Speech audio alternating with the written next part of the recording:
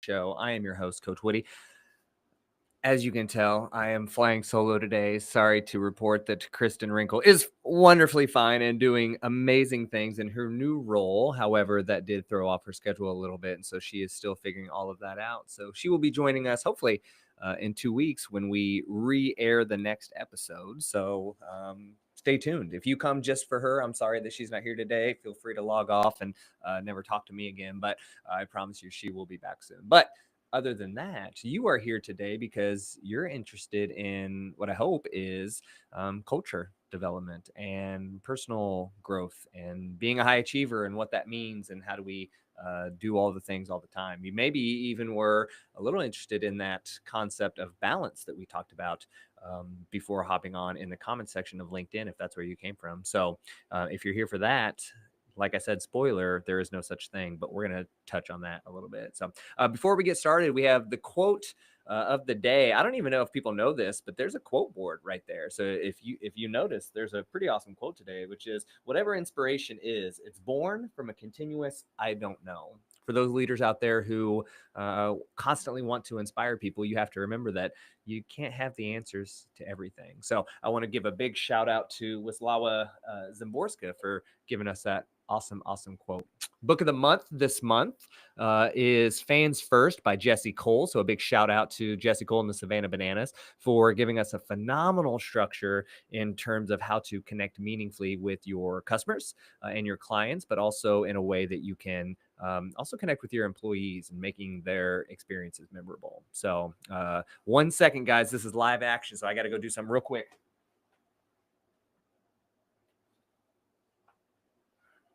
And we're back. Had to do a little soundproofing there. So today, guys, we are hopping into what is mostly favorite topics of mine, to be honest.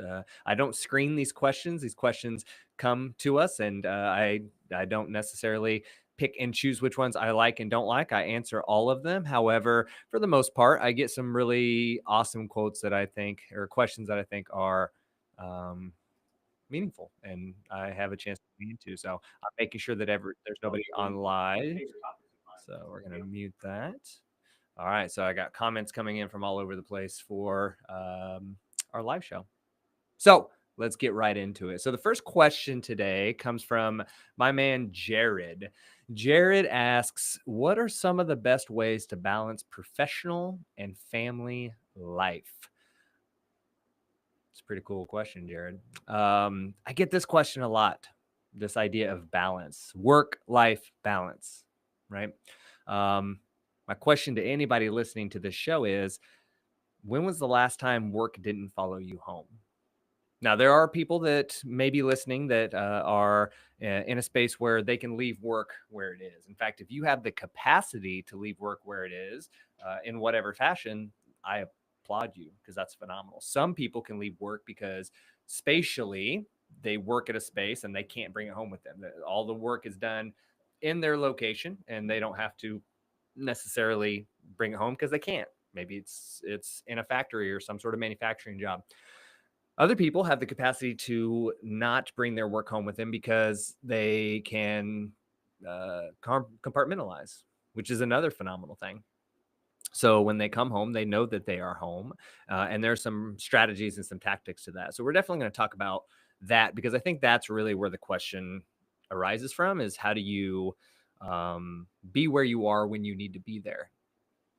But the idea of balance to me is a little bit erroneous. And the reason I said it comes from a kind of an outdated structure is because when we came up with this term work-life balance many moons ago, it was done at a time where you couldn't bring work home with you, right? We didn't have laptop computers. We didn't have computers. We didn't have phones. We didn't have immediate, irrevocable, instantaneous access to people at all times, nor did we have access to our work.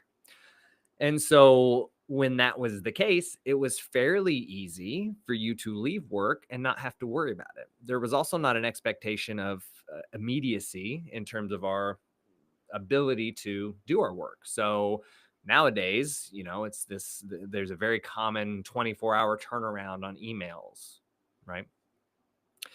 But the challenge is these days, all of that can come home with us. And so if you don't have the means by which to segregate those things, then it can be really, really hard to not pick up the phone and answer a few emails, or really, really hard not to think through the strategy for your meeting tomorrow while you're sitting at your kid's soccer game, right?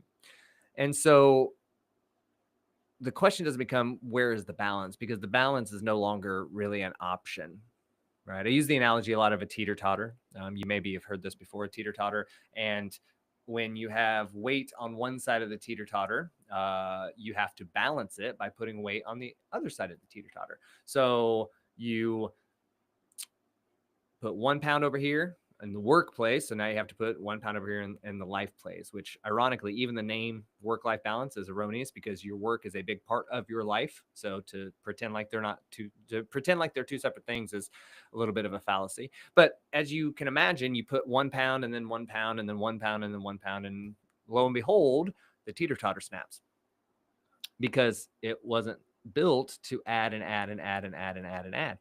It's the same thing when you talk about putting things on your plate, right? Your plate can only hold so much before it either overflows or cracks.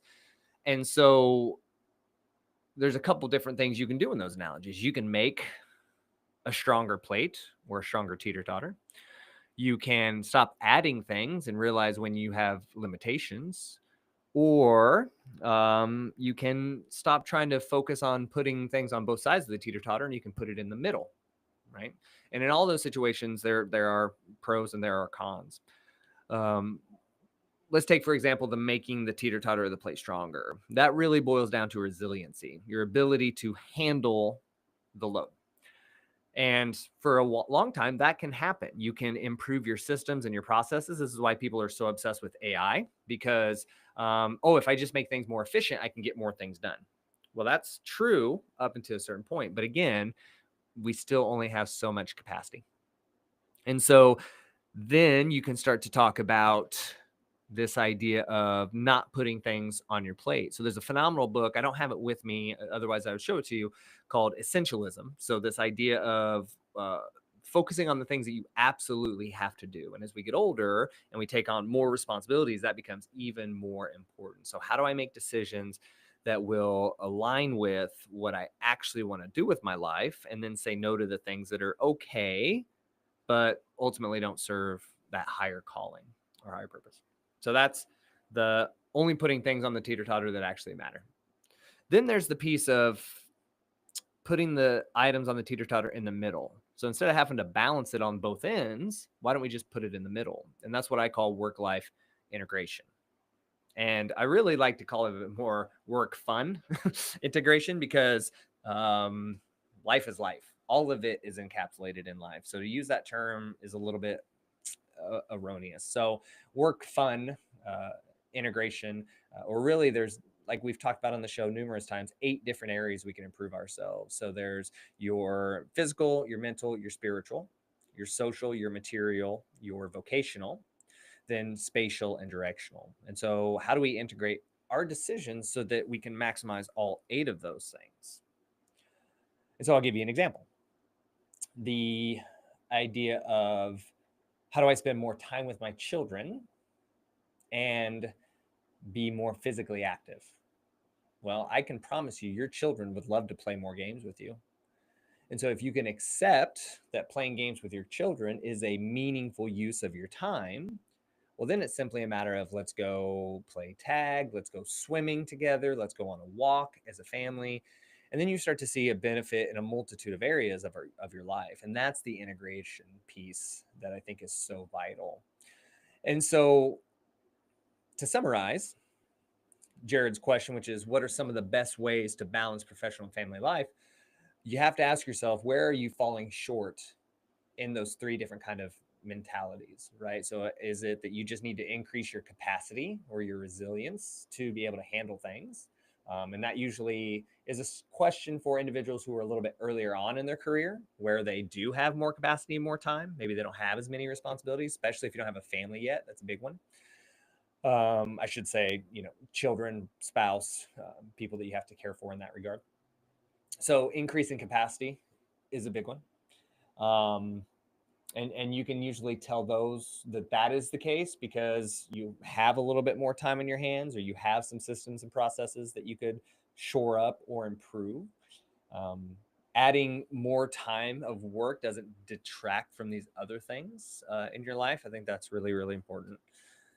The other piece of essentialism, not adding things to your plate, that comes a little bit later in your life. And that's when you really have to start to sit down and ask yourself, what is it that I'm trying to accomplish with my life? That's where that question of purpose, which is a big thing that we talk about at Next Better, and directional well-being.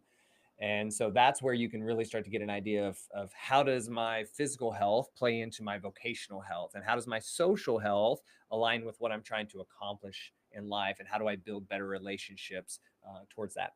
So that's that piece of just making sure you're putting the right things on the teeter-totter. And then the integration piece is more, how do I make intentional decisions that are going to allow me to get the most out of this one particular decision. So there's a piece of that which is an efficiency tactic, but it's not just efficiency. It's maximizing how you're utilizing your time to serve yourself in multiple ways. So for instance, starting a business where you can do the things that you love while also spending time with your family. That's a really big one right now for a lot of people who are looking to have more autonomy with their time at work. So they jump ship and they start their own business because they think it's going to bring them more time. I'll warn those who are interested in doing that. For one, kudos to you. I did it. So I'd be hypocritical if I said not to. But you do have to realize that comes at a cost, because now you wear a lot of hats for that business. And while you do get to quote unquote make your own hours, your clients kind of dictate how much time you're going to work on it, on your business. And you have to go out and do business networking and all those things. So some things to consider, Jared, as you think through how do you, what are the best ways to balance professional and family life, or work-life balance, as you talk about, is again, increasing your capacity, which is a little bit more earlier on, and then making sure that you are intentional with your decisions so that you don't bring on more than you need to. And there's a lot of depth to that one, because there may be some limiting beliefs in ourselves of, oh, I have to do more if I want to get to where I want to go in life. And that can come at a cost. And then also, striving for the sake of progress as opposed to just being busy, right? The rocking horse syndrome. And then obviously that last one, which is that integration of our decisions to make sure that we are doing things that matter, that align with each other, those types of things. So that is kind of my 10 cents, take it of it what you want, of this idea of balancing family and life, right? So kudos to you, buddy, for continuing to go down that route. That is extremely vital, especially for high achievers out there who want to do it all. You can do it all that is meaningful to you. You can't do everything in the world. So you have to ask yourself, do a deep search on what that looks like, and then build systems and strategies around that. The next question comes from a leader. This is an anonymous one, but a leader who had a conversation with me the other day, and he was asking a really thoughtful question. I told myself, I gotta get this on the show. And so I asked him if he would be willing to let me do that. And he said yes. So the question kind of stemmed from this idea of turnover. So I did a leadership workshop where I talked a little bit about leadership and turnover and how to get buy-in in your organization and build a thoughtful culture and show up for people. And part of the question is, hey, we have high turnover here. And part of it's not as much the lack of retainment because of poor culture, as much as it just is, that's the structure of the organization. It is built such that people don't stay very long. And there are many companies that is truly the case. And so his question to me was, how do you build trust very quickly when you have a really high sense of turnover in your organization? And so I thought that was a really thoughtful question, because a lot of people are suffering right now from turnover. They're suffering from retainment. There's a lot of, there's almost this just expectation that people aren't going to stick with a company very long. General turnover right now is a couple years, right? It might even be as low as 1. And so if we know that this is going to be the case, there's a couple things we need to ask ourselves is 1, why? Why is this happening? 2, if it's happening and there's no signs of it stopping, how do we restructure our organizations so that we're prepared for it? And 3, when it does happen, how do we, just as this individual asked, how do we build trust so that when they do come on board, we can very quickly get them bought in to the organization and what we believe in? So I'm going to ask a couple of those questions, answer a couple of those questions here, because I think it's really, really vital for those individuals. So give me 1 second here, because I have to do the role of everybody, looking at questions and comments that are coming in and all that kind of stuff. So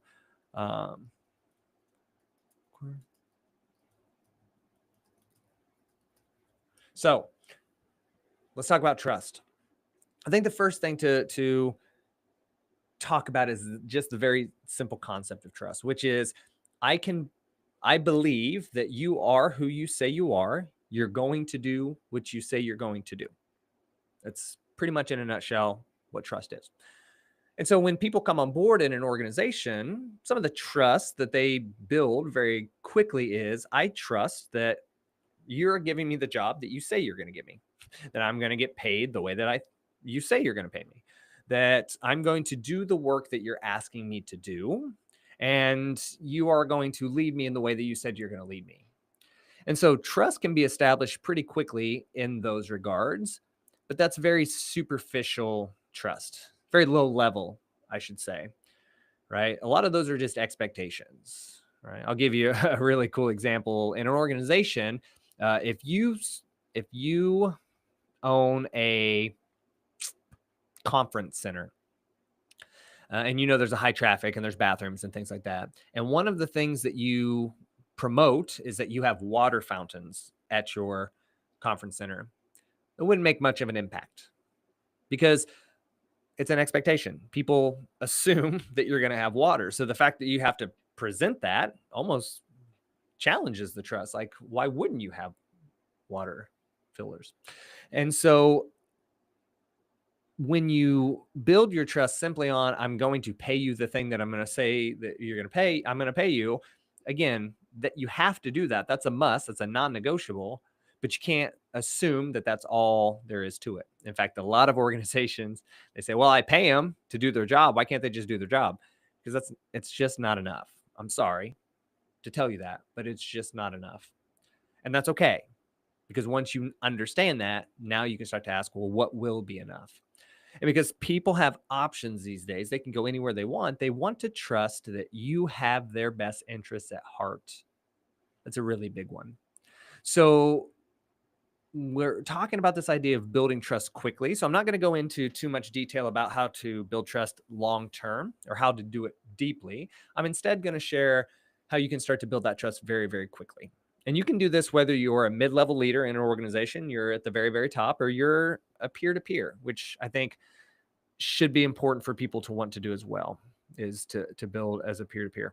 Now, if you're a leader, this can be relatively easy to do if you are aware of this concept. So I'm going to give you another example of how trust can be built outside of an organization. Then I'm going to lay it into how it can be built into how it applies to the organization. So let's say you have a new neighbor move into town, and they live right across the fence from you. Obviously, there's some hesitation. There's some anxiety, right? I've had new neighbors before, and I'm always questioning, what is their intention? What do they believe in? What values do they have? Are my kids going to be safe, right? All those things. And so the trust, if you're an optimistic person, is I trust you until you give me a reason not to. If you're not an optimistic person, it's I don't trust you, give me a reason to do so. Either way, there has to be something exchanged that allows you to go, I can trust you. The challenge becomes if you wait until the other person does something to build trust, you both are going to be sitting on your side of the fence with your arms folded going, I'm not going to move until they move, which is great. 3 years from now, you'll have absolutely no idea who lives next to you and what they believe in. So instead, how can you build trust quickly if that other person may or may not start it? The simple way to do that is to ask a favor. Ask the other individual a favor that is small, important enough that it is actually valid and valuable, but it's also easy to contribute and to build trust over. I'll give you an example with the neighbors. Borrow a rake. Ask your neighbor if you can use the rake. The reason that's helpful is because the rake, not that expensive, something that can easily be replaced, right? So you're not asking for a huge investment of trust, but you're asking for just a little bit of trust. And you're asking for that trust instead of trying to provide it. And then you use the rake and you give it back, maybe in a little bit better condition than you found it. Maybe you wipe it off a little bit. Maybe you fix one of the tines that always falls off on those metal rakes so that it doesn't wiggle anymore. And so what you've done is you've immediately built a sense of trust. It's there. There's a bridge of trust that has been created. So now that other individual can now walk across that bridge and ask you for something. And again, it could be small, it could be big, whatever. Now you're going to be able to create a further deepening of that trust because you asked for something and you fulfilled the promise of returning it. They can trust you with their items or their things and for you to do what you say you're going to do. So how does that apply into work? Let's say, for instance, you're a leader. If you're a leader, you have the ability to ask something of your team members. Very rarely are your team members going to come and ask you for something. Why? Because they don't want to look weak. They don't want to look like they need help because you hired them to do their job. So they don't want to give any sort of inkling as to the fact that they may not be able to do their job well. And so while it's important to build a culture where they feel confident in coming to you with questions, it may not happen immediately. So instead of, again, waiting on your side of the fence, you have to go across and build that trust on your own. So you have to ask them for something. It can be small. It can be, again, valuable, but it doesn't have to be huge. And what's important here is not necessarily just the task, but how you respond as a result. When they do the thing, you have to appreciate them. You have to show gratitude. You have to publicly express the awesome job that they did. And what's going to happen is they are going to be grateful for the opportunity to serve and to help. And they're also going to see that the people in this organization are willing to ask for help, and the people that help will be recognized for that. And so now what will happen is the goal is that because you've expressed it in this way and articulated it clearly, they're going to come to you and they're going to ask you for help. And what are you going to do? You're going to help them. Now, helping them doesn't mean always bailing them out. A lot of leaders get scared because they think, well, if I help them, then they're just going to come to me all the time and ask for help and ask me to do it, yada, yada. As a leader, it's your responsibility to help them in a way that also empowers them. So if you just do it for them, then yeah, absolutely. They're going to become enabled by just asking you to do it for them. Is it going to take a little bit more work to show them? Absolutely. You know how hard it is to show a 6-year-old how to do something instead of just doing it for them? It's really hard.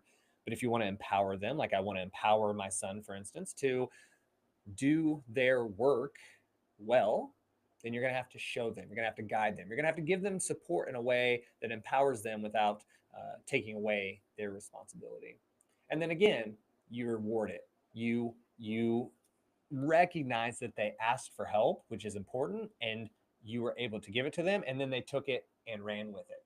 And that immediately will start to build trust at a very, very pretty deep level, because now you can start to reciprocate that over and over and over. And it's important, again, to have boundaries when you provide that trust and provide that help, but you cannot wait for them to ask you for something so then you can serve them and they can trust you.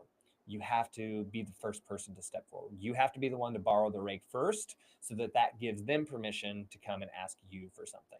So Takes a little bit of vulnerability, but as a leader, it's important for you to be vulnerable so your team realizes that you can ask for help in this organization. That's okay. So the next question. This is a really good one. Have you ever turned down an opportunity because it didn't align with your values? The short answer is yes. There have been, so as a coach, the opportunities that I usually turn down are ones that are people who don't align necessarily with my values, but that hasn't always been the case. And so I'll give you some examples of times where I've turned down opportunities because they didn't align with my values, and then I'll help you understand why that's important. So I had an individual once who hired me for, back when I was doing health and wellness, hired me for personal training, and they were very, very excited. And the first session that we had together, because I didn't know this person very, very well, they made it very apparent very quickly that they were very particular about the things they would or would not do. And one of my core values is empathy. So I believe strongly in meeting people where they're at and helping them understand and understanding where they're at so that I can help them where they are instead of hoping that they come to me. So I'm very open to the idea of maybe an exercise isn't going to work for you, or maybe this practice isn't going to help you. And so I adjusted and I helped them out. And that was one of the first kind of yellow flags. Again, I'm not going to judge anybody if they're unwilling to do a certain amount of things, but it was one of the first signs that something was off. So then they canceled last minute on their next session. The session after that, they showed up, but again, weren't very willing to do the things they needed to. Took a lot of breaks to in their session to do other things, whether that was check their phone or anything like that. And then the third session they canceled, but they didn't say anything. No call, no show, right? And so over time, it became pretty apparent that this individual liked the idea of having a personal trainer, but did not necessarily want the work of the personal training. They didn't want to take the responsibility to do the things necessary to change in the way that they wanted to change. And my third core value is responsibility. And so when I recognize that, again, without judgment, because I have empathy, they weren't ready. That's okay. But I spent a lot less time motivating them to want to come in. I kind of let it go. I kind of said, I'm going to put it in your court. If you are ready, you let me know. Otherwise, it's up to you, again, responsibility, to come and utilize these services effectively. And that was a really clear time where a person's lack of responsibility did not jive with the way that I worked. And so I think it's really important when you are looking at opportunities to maybe move into a new career, move to a new location, get in a new relationship with somebody, to understand your own values and understand the values of that other entity, whether that's an organization or a person. Because so many people say that they live by their values, but when I ask them to write them down on paper, it's fairly challenging. They can usually give me some generics, honesty, integrity, discipline. But when I ask them why those things are important and how they live by them every day, it's very hard for them to come up with that. And that's okay. A lot of people get by with subconsciously living through their values and trying to recognize that. But what I found is that when you can articulate not only the list of values that you have, but also why they're important and how you live by them every day, and then like the actions you take, and then kind of what does that look like as an example, that's when they get really, really powerful. That's when you can show up to an interview and listen for those key words. I've had tons of conversations with people where I hear them say the words, or at least the sentiments of purpose, betterment, responsibility, empathy, and gratitude. And those are my 5 core values. So when I can hear that, that lets me know, oh, wow, this is the type of person that I want to be around. And when you can do that for yourself, then you can start to go to an organization and ask them, what are your values? What do you believe in? How do you express those values day to day? And you can start to align yourself with that organization or with that cause or with that belief or with that potential spouse, because now you're aligning on things that are much deeper than what is my pay? How many followers am I going to get by partnering and collaborating with this organization? What is it? What's my job title? How big is my office? Instead, you can align more on what are your values, because that's what's going to allow you to drive yourself forward every day when things get hard, and it's going to let you know very quickly whether or not this is the right route, because you're going to make mistakes. I've made plenty of mistakes in my life, but the further you develop your sense of understanding for your values, the quicker you're going to be able to recognize when the decision wasn't the right decision. And you're going to be able to back out of that much more quickly and meaningfully than not knowing and then wondering and getting stuck, right? That's that idea of sunken cost. So I've been here for 10 years already. Why leave now? So it's a really great question about turning down opportunities because they didn't align with your values. Let's see. What's a win that didn't feel fulfilling and why? Oh, that's a really good one. So, ironically, I think that aligns pretty well with what we just shared, which is this idea of values, right? So, first I'll share the win, and then I'll share kind of why it didn't feel fulfilling.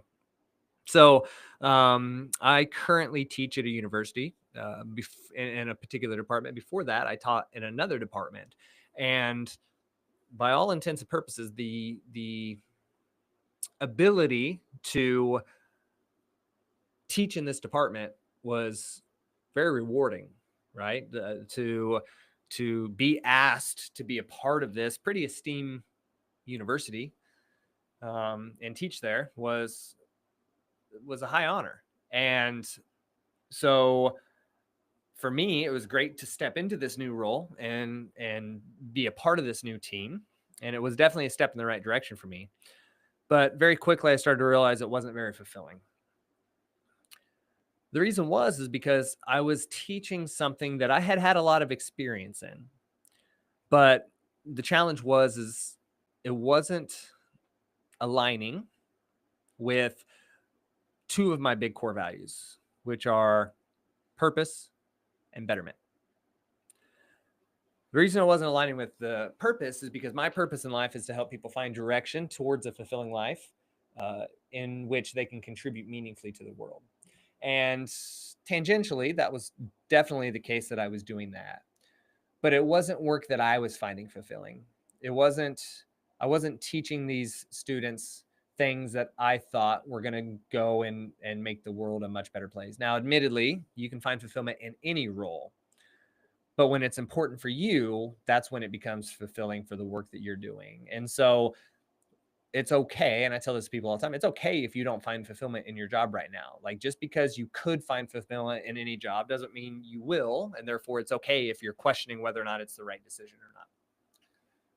And so because of that idea of misalignment of purpose, that was one of the reasons I decided to step away from that, which was hard because I'm a people pleaser and I don't like to let people down. And these people had hired me just a year before with the expectation that I was going to come on board and I was going to help them do some tremendous things. And in the year that I was there, I feel like I did a fairly decent job and definitely did not skimp, right? Because I'm a high achiever. I want to do things the right way.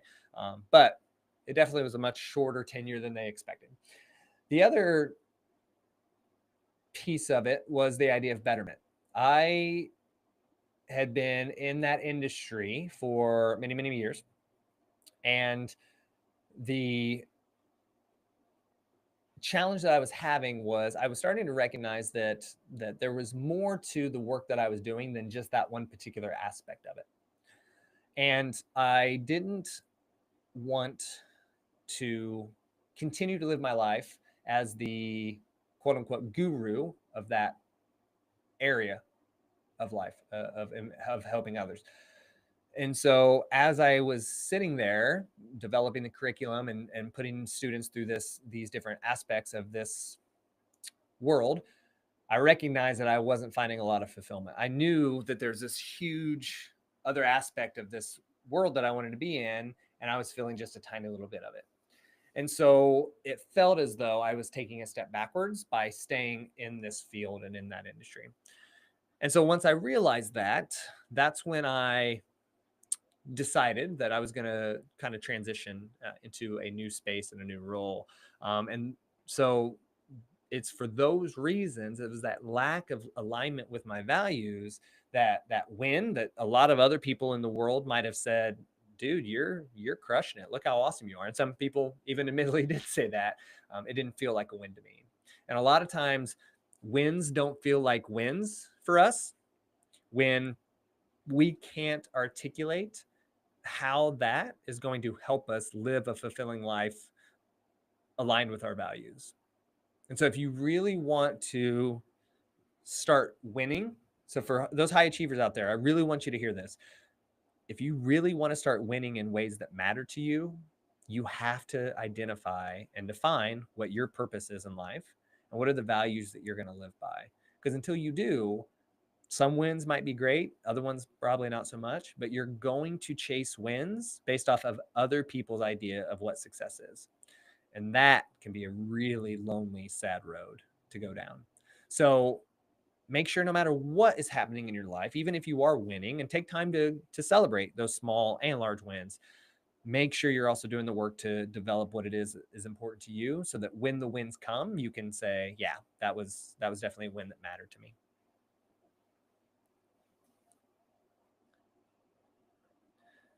So here's one that, this is a really good one. Thanks again for these great questions, guys. What's the most effective strategy you use to reset when you feel overwhelmed? That's a big one. In fact, these last couple of months have definitely felt like that. Even as a coach, I myself can get overwhelmed, right? Just because we can help other people through these things doesn't mean that they don't also affect us. So a couple things that I do here. A long time ago, a gal by the name of Trish Gray shared this concept of having 6 different roles or identities that you can fulfill, and you can't have more than 6. Now, I didn't take that to heart completely, but the concept of having so many roles and being able to do them well struck me as very intriguing. And so I kind of stuck with it in terms of like, what roles do I play in life? And so when I think about myself, I think about a few different places that I live my life. One, I'm a father, and that is vital to me. I'm also a husband, and that's a role that I cherish and value deeply. I am a coach. Those are my 3 favorite titles. But then I'm also an athlete. I want to take care of myself and compete doing my own thing. And so all these different roles can play different parts in my life, and they can definitely align because the things I do as an athlete that I go out to strive and do things that are hard play into my coaching, because a lot of times I do hard things so I can tell other people, if I can do this, you can do that. But it's important to recognize that we are not all of what we do in our job. We are not all of what we do in our relationships. There are more to us than just those individual things. And so one of the things that I do to help me reset when I feel overwhelmed is I lean into the other roles in my life that are not overwhelming or that are not feeling as though they're not going the way that I want them to. And so if I'm say struggling in business and trying to figure out the next problem in my business, I'm going to lean into the relationships that I have and remind myself of how successful I'm being in those relationships, and remind myself to do the things that matter in those relationships, to not let the sinking of one ship, right? What feels like the sinking of a ship, usually it's not truly as bad as it seems, but to not let that be something that affects my ability to be doing well in the other areas of my life. So how do I continue to pour into relationships? How do I continue to pour into my physical health? How do I continue to pour into my ability to lead effectively? And so I remind myself, what are the leading indicators, as the business world might say, of doing those things well, right? So learning, building relationships, setting aside time for family, date nights, um, networking calls, all those things, and exercise, mindfulness practices like meditation. I remind myself of those different things, and I say, hey, even if I did not do great in my business today, I did so well in all of these other factors. And so you're going to have different roles in your life. You're going to have different things that are going to define what success means to you. But when you can take all of your eggs out of that one basket, I am my job, then you can start to recognize other opportunities to be successful. And you're going to start to realize that small losses in your job do not ultimately define you as a person. And that allows you to start to recognize, what other ways can I be successful in my life? And like we've mentioned time and time again, in my opinion, there are 8 different ways that we can be successful in our lives, 8 different types of practices that we can do. And they align again with those different areas of our well-being, our physical, our mental, our emotional, or sorry, our spiritual, our vocational, our material, our social, our directional, and our spatial. So if you can find practices for all 8 of those areas, then you're going to find yourself really succeeding in life. Maybe not in all 8 of them all the time, but definitely in a majority of them. And that leads to a really, really successful life. So a really good question about resetting when you're feeling overwhelmed. So, all right, we got maybe time for 2 more questions. So let's see what we got here. What book has influenced your leadership style the most? Oh, that's a very, very easy one. So a big shout out to my favorite book on leadership, and it could be for a number of reasons. It's more than likely because it came to me at a time where leadership was becoming something very pivotal to me. But the book is called How to Win Friends and Influence People by Dale Carnegie. Right. If you've read it already and you were waiting for a different book that was going to blow your mind, I'm sorry to say this, but you should just go back and read that book again.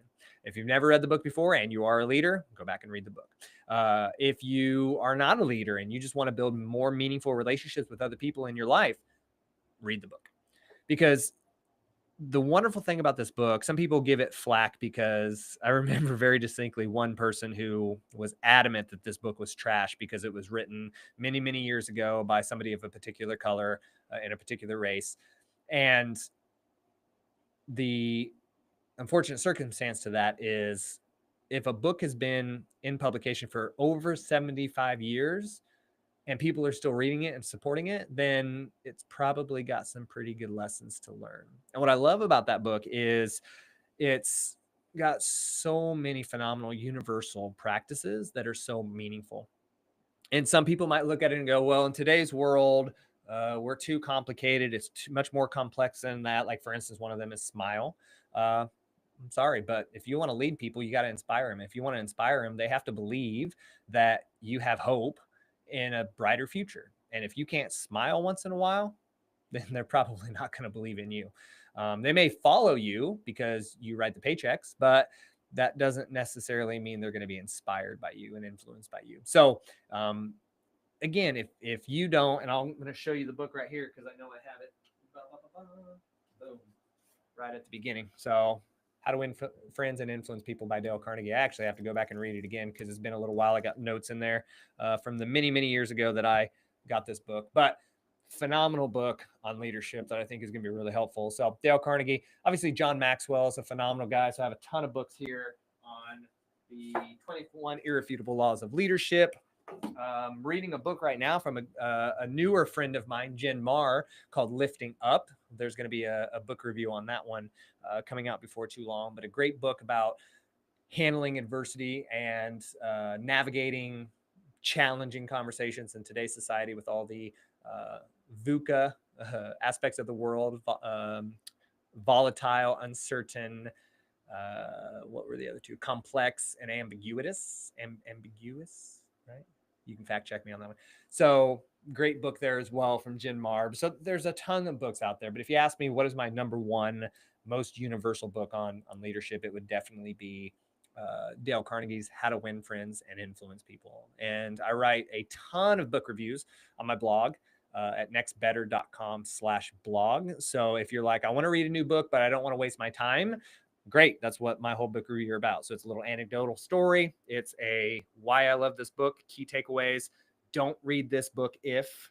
So that's a big one for me because I want to make sure that people are actually enjoying the books that I'm reading. So that's a good one. So there it is right there. So thank you for the recommendation. But I think that that's definitely a vital thing for us to all be doing. If you're the type of person that says one of the followings, I don't have time to read, what you're suggesting is I don't have time to better myself by increasing my knowledge. And if that's the case, you now know everything that you're ever going to know.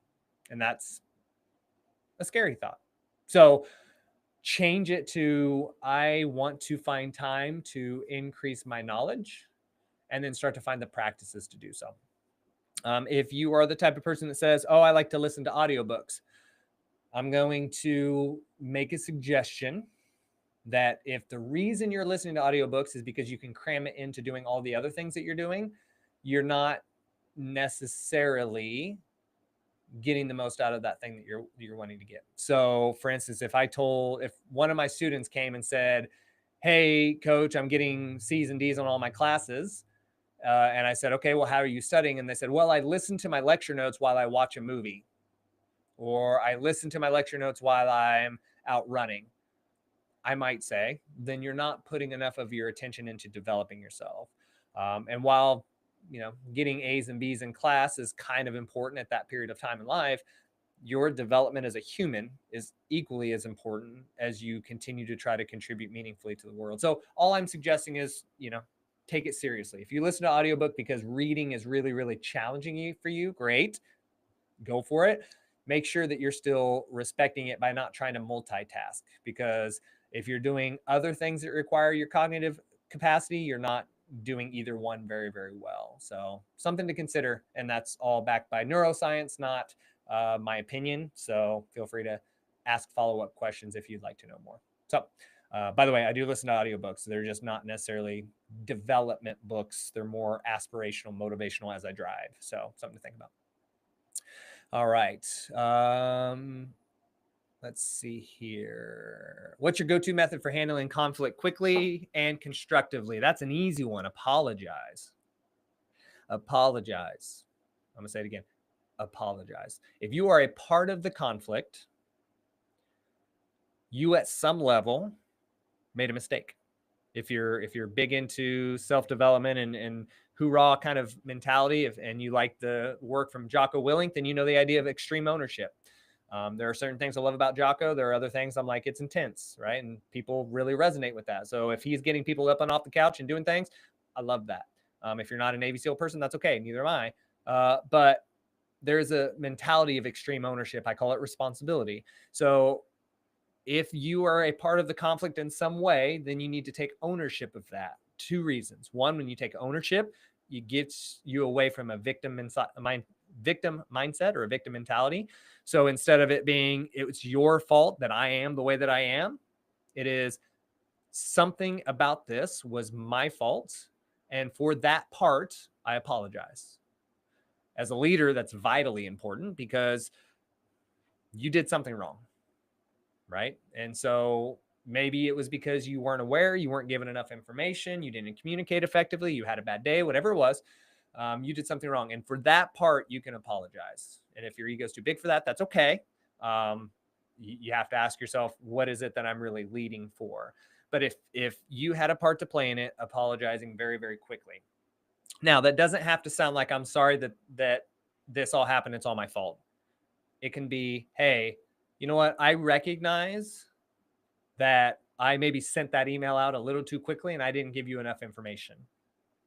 Moving forward, I'm going to do everything in my power to make sure you have all the steps necessary to make a conscious decision.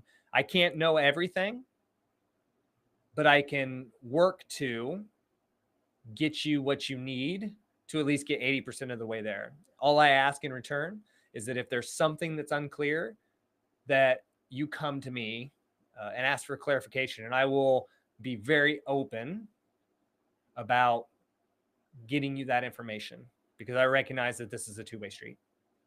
There it is. I didn't even say sorry. I owned up to the parts that I played. I recognized what happened in the moment. And it may be that you have to have a conversation with that individual and ask them, what do you think happened here? What do you think fell apart? And then you work towards it. Constructive means you build something better as a result of the conversation. And so the reason I say apologize is because the question was, how do you handle conflict quickly? Quickly is to admit fault, because you could spend a lot of time trying to get them to admit fault. And I promise you, they're going to get defensive because nobody wants to be told that they did something wrong. I can guarantee the person knows what they did wrong. We're all very intelligent species. So they know what they did wrong. And if they didn't, that's okay. But blaming is a very quick way to put walls up and slow the process of getting across to the finish line. So if you have an ego and aren't willing to apologize, that's going to slow the process. So the question is do you want to be right or do you want to get this thing done? And if you want to get it done, then apologizing is the quickest way to go there. Or again, you don't even have to apologize, but just admitting fault. Once you admit the fault, then you can be constructive about it. Here's the part that I played. Here's what I'm willing to do later. What part do you feel? What do you think happened as a result? And what can we both do to overcome this in the future? That's the constructive part. Don't blame. Don't tell them what they did wrong. Ask them what they think happened. This is what I call attacking the problem and not the person, right? So two people can either attack each other and say, what did you do wrong? What did I do wrong? Blah, blah, blah. Here's what you did wrong. Here's what you did wrong. And then nothing gets accomplished and the problem still persists. Or you can look at the problem and say, there was a lack of communication. What part did I play? They're going to say, oh, here's the part that I played, because they're going to recognize your vulnerability and they're going to say, oh, it's okay in this situation to admit fault. Nothing's going to happen. I'm not going to get fired for it, especially as a leader. Peers, that's important too. But as a leader, it's vital, because if you can't get them to admit fault, they're going to start hiding things from you. They're going to start trying to pretend that there's no problems. And that's not conducive for anybody. One, they have to feel like they have to guard themselves. They don't feel safe in the work that they do. So they're going to lie or they're going to not tell the truth. And then that just feels bad for them, but then the organization suffers. So what can you do to that? You can live it by example. Admit fault. Own the parts that you played. Ask them what they think went wrong, and then work together to come up with a solution.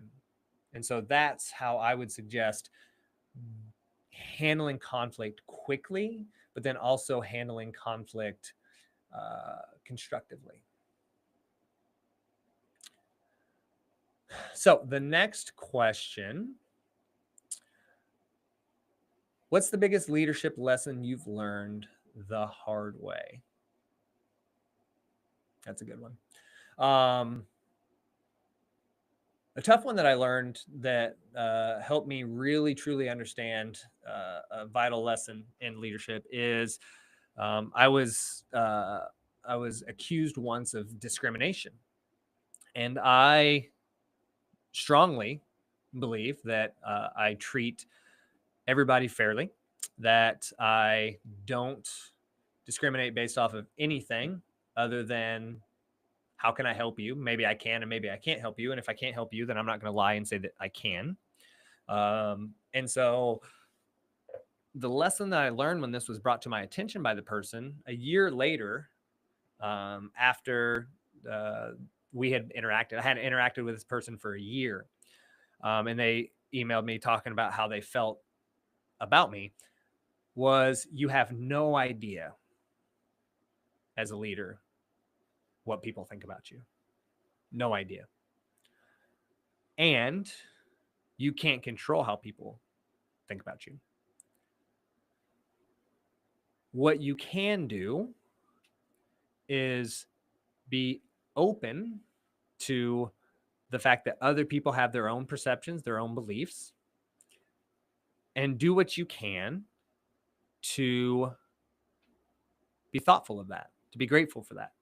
I'm grateful for this individual for bringing this to my attention. I don't agree with it because I know who I am. I can't change the way they feel. I apologized to them. So instead of, again, putting up a front and blaming and saying, how dare you talk about me that way, and yada, yada. I actually, I reached out to some other individuals and I just asked them, without pointing fingers or letting them know what had happened. Can you tell me, is this ever something that you felt before? Am I missing something? Am I being blind to something? And I got positive feedback to let me know that that wasn't necessarily the case. But I also did a lot of constructive reflection. And so that was one of the biggest lessons I learned the hard way, was you're never going to know exactly how people think of you or what they think.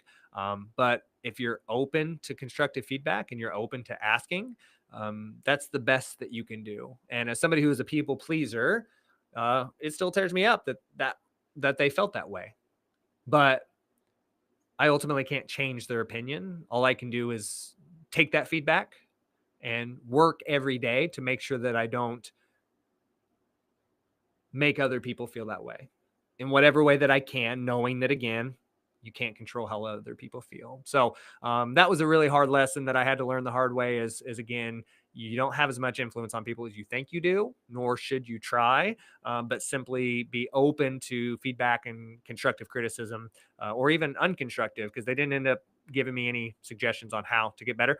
But I took it as feedback to then make it constructive by building something better as a result. So phenomenal question. Thank you for that. And definitely a hard lesson, but the hardest lessons are the ones that we typically learn from the most. So with that, some tremendous questions today about hard lessons that have been learned about culture, about leadership, for sure.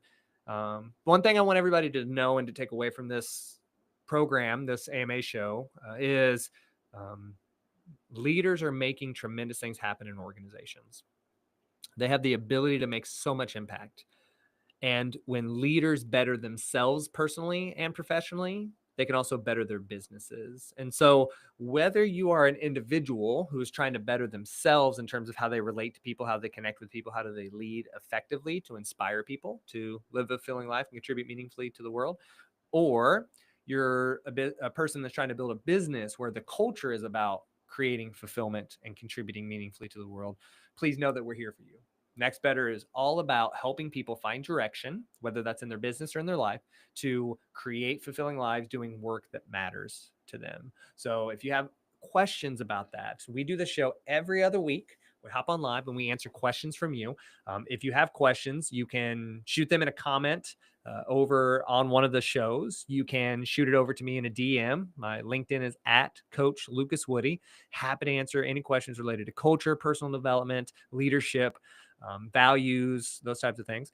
We also have a form that you can fill out to do it anonymously, because not everybody likes to admit that they're struggling with something related to this, because as leaders, we think that we have to know it all because people count on us. I get that feeling very much. So we have a form that you can fill out as well to ask these questions. So feel free to check us out anytime, nextbetter.com. You can sign up for our newsletter where you get highlights from all these different shows at nextbetter.me/sign up. Also, if you go to my personal page, you can find all the links to all the work, whether that's coaching or culture consulting, or it's the newsletter, or it's the podcast, or it's the journal that we put out to help you better yourself every single day, which you can see over my shoulder here. Then happy to do so. We have tons of content out there to help you find direction towards a fulfilling life doing meaningful work. So until next time, when hopefully our co-host Kristin Rinkel will be back. And we miss you, Kristin, but we know you're doing tremendous things in your new role. But hopefully next time you'll see me again. My name is Coach Woody with my wonderful co-host Kristin Rinkel, and this is the Next Better AMA show. And until next time, make it a great day.